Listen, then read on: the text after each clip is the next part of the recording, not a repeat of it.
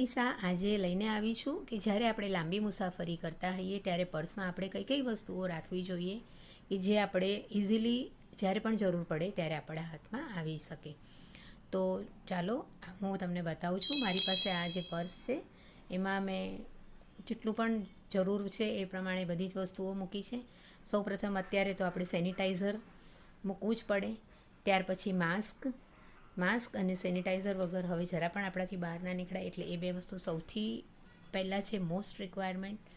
સૌથી પહેલાં એને મૂકવી પડે. ત્યારબાદ મેં અહીંયા રાખ્યું છે સ્ટોલ, કે આપણે બહાર નીકળીએ ત્યારે આપણે સ્ટોલ પણ રાખવો પડે એકસાથે. ત્યાર પછી મારી પાસે મોબાઈલ તો આપણે જોઈએ જ, અને ત્યાર પછી મેં વોલેટ રાખ્યું છે. વોલેટમાં મારી પાસે અહીંયા મેં મારું આઈડી પ્રૂફ છે, પ્લસ ક્રેડિટ કાર્ડ છે, પ્લસ આપણે થોડા કેશ મની પણ રાખવા પડે કે જ્યારે પણ આપણે જરૂર પડે તો યુઝ કરી શકીએ. એટલે આ એક નાનું વોલેટ રાખ્યું છે મેં. ટિશ્યુ પેપર્સ રાખ્યા છે, ગોગલ્સ રાખ્યા છે, સનગ્લાસીસ તો આપણે રાખવા જ પડે.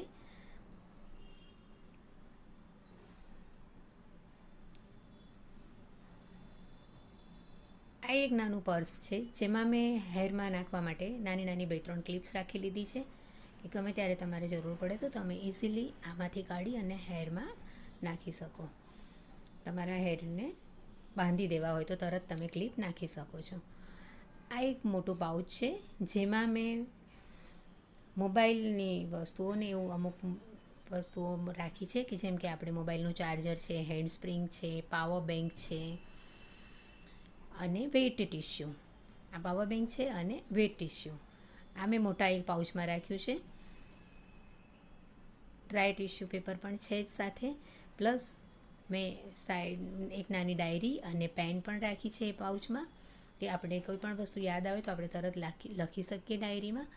અને બીજા પાલમાં અહીંયા એક મારી પાસે નાની ડબ્બી હતી, એમાં મેં સેફ્ટી પિન, હેર પિન એ બધું આમાં રાખ્યું છે, જેથી કરીને ઇઝીલી આપણા હાથમાં આવી શકે. અમુક એટલી ઇમ્પોર્ટન્ટ વસ્તુઓ નાની નાની પણ ટ્રાવેલિંગ વખતે આપણે સાથે રાખવી ખૂબ જ જરૂરી છે. આ બીજું પાઉચ છે જેમાં મેં થોડું મેકઅપ માટેનું રાખ્યું છે, જેમ કે બોડી લોશન છે, ફેસ વોશ છે, ક્રીમ છે, કોમ્પેક્ટ છે, કાજલ અને બિંદી અને લિપસ્ટિક. મેં મારી રિક્વાયરમેન્ટ પ્રમાણેનું રાખ્યું છે. તમને જે પ્રમાણે જરૂર હોય એ પ્રમાણે તમે મેકઅપનો સામાન રાખી શકો છો. પરફ્યુમ છે અહીંયા.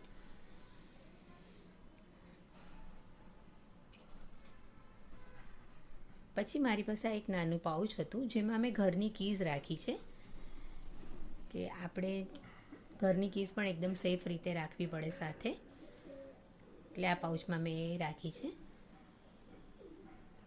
હવે આપણે લેડીઝ હોઈએ તો આપણે પીરિયડ્સનો પણ પ્રોબ્લેમ આવી જાય કદાચ, તો આપણે એક અલગ પાઉચ રાખવાનું, જેમાં મેં પેડ્સ, પેપર, વેટ ટિશ્યુ અને નાના ઝબલા નાની નાની બેગો રાખી છે સાથે, કે જેથી આપણે એને ડિસ્પોઝ કરવું હોય ત્યારે એ બેગમાં નાખી ભરીને આપણે કરી શકીએ. અને ટિશ્યુ પેપર આ પાઉચમાં આટલું એટલા માટે રાખવાનું કે આપણે ગમે ત્યારે જરૂર પડે તો આ એક જ પાઉચ લઈને આપણે યુઝ કરી શકીએ.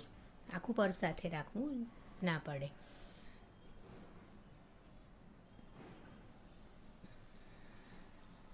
અને એક બીજી નાની ડબ્બીમાં મેં જે રિક્વાયરમેન્ટ હોય એ પ્રમાણેની ટેબ્લેટ્સ રાખી છે. અહીંયા મેં પેરાસિટામોલ છે, કે તમને વોમિટિંગ થતી હોય કે એવું કંઈ પણ થતું હોય, તમારી જે રિક્વાયરમેન્ટ હોય એ પ્રમાણેની ટેબ્લેટ્સ રાખવાની હોય, જરૂરી છે આપણે ટ્રાવેલિંગ કરીએ ત્યારે સાથે.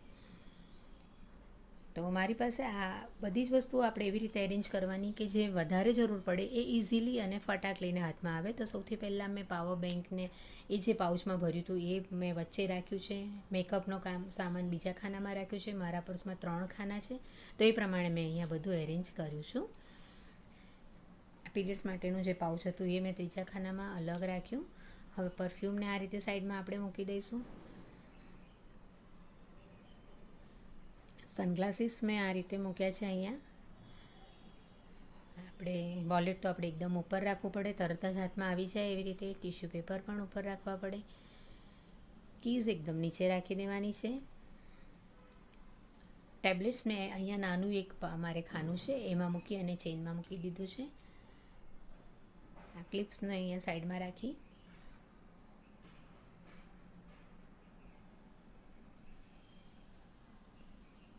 માસ્કને પણ આપણે ઉપર રાખવાના છે, તરત જ હાથમાં આવી જાય. સેનિટાઈઝર પણ એ રીતે રાખવાનું, મોબાઈલ પણ એ રીતે ઉપર રાખવાનો છે અને આ સ્ટોલ છે એ પણ ઉપર જ રાખવાનું કે આપણે તરત એને કાઢી શકીએ. તો આ રીતે મેં મારી રિક્વાયરમેન્ટ પ્રમાણે બધું અરેન્જ કર્યું છે. મેક્સિમમ ટ્રાવેલિંગ વખતે આપણે જે જરૂર પડે તે બધી જ વસ્તુ બતાવવાનો મેં ટ્રાય કર્યો છે. તો તમે પણ આ રીતે જ્યારે પણ લાંબી મુસાફરી માટે જવાનું થાય તો આ રીતે તમારી પર્સમાં બધું જ અરેન્જમેન્ટ કરજો. Thank you for watching. અને તમને મારો આ વિડીયો કેવો લાગ્યો તે કોમેન્ટ બોક્સમાં લખીને જરૂરથી જણાવજો.